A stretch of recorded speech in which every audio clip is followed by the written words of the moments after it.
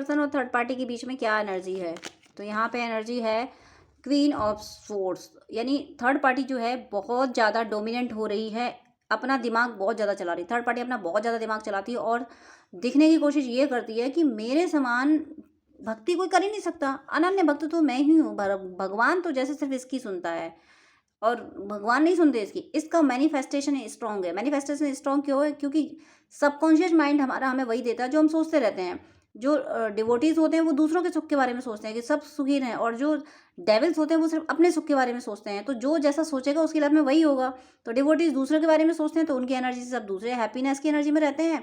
ये डेविल्स अपने बारे में सोचते हैं तो इनकी लाइफ में सब कुछ आता रहता है। तो ये जो थर्ड पार्टी की बहुत ज़्यादा, ये तो डेविल ही है, ये डेविल है और ये सिर्फ अपने बारे में सोचती है और दिखाती है कि मेरे समान कोई भक्त नहीं हो सकता, जो मैं हूँ वो कोई नहीं हो सकता। अपने समान सामने हर किसी को उपड़ेल देती है और इसीलिए इसके कॉन्फ्लिक्ट भी हो रहे हैं, झगड़े भी हो रहे हैं और ये आपके पर्सन पे साइकिक अटैक करवाती है। साइकिक अटैक मतलब हर दूसरों को भड़काना, दूसरों को आपके पर्सन के अगेंस्ट, भले ही अगर ये हस्बैंड वाइफ के रिलेशनशिप में भी हैं तब भी, क्योंकि ये तो डेविल है ना, तो ट्रू लवर्स को कैसे बर्दाश्त कर पाएगी या कर पाएगा?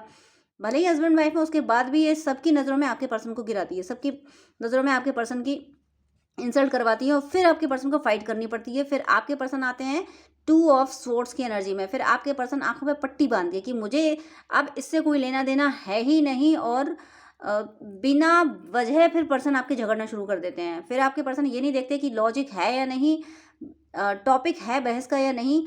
इसको सबक सिखाने के लिए फिर वो क्वीन ऑफ स्वॉर्ड्स की एनर्जी में, तो क्वीन ऑफ स्वॉर्ड्स उसके बाद एक स्वॉर्ड, ये टू ऑफ स्वॉर्ड्स लेके बैठ जाते हैं कि अब मुझे छोड़ूंगा नहीं तुम्हें, अब मैं तुम्हें छोड़ूंगी नहीं। ये बिल्कुल सही कर रहे हैं, इसी तरीके की एनर्जी में आना है। ये थर्ड पार्टी की फिर कोई भी मतलब बिल्कुल इग्नोर कर देना, इग्नोर करके मतलब एक किसी भी वार करो तो ये देखो मत कि कहाँ लगेगी, तो फिर इसको कैसी चोट लग रही, मतलब एनर्जेटिकली कि क्या इसको क्या हर्ट हो रहा है, इन्हें कोई ना मतलब नहीं, सीधे सबक सिखाते हैं उसको। और देखिए उसको फिर सबक सिखा के फिर चैन की नींद सोते हैं।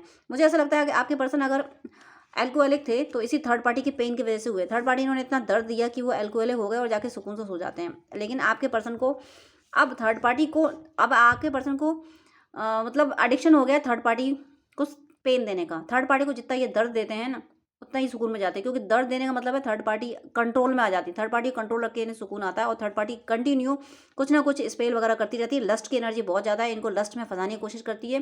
थर्ड पार्टी का नाम लेके मारक मंत्र करते रहिए, डिस्क्रिप्शन में दिया हुआ है। थर्ड पार्टी शातिर है, बहुत छुप छुप के तांत्रिक क्रियाएं कर रही है और इससे बचाने के लिए आपको मारक मंत्र करते रहना है, इसको भूलना नहीं है। थर्ड पार्टी का नाम लेके मारक मंत्र जरूर कीजिए, तभी आप अपने पर्सन को बचा पाएंगे। अगर आप डिवाइनली गाइडेड जर्नी में हैं तो जरूर मारक मंत्र करना है।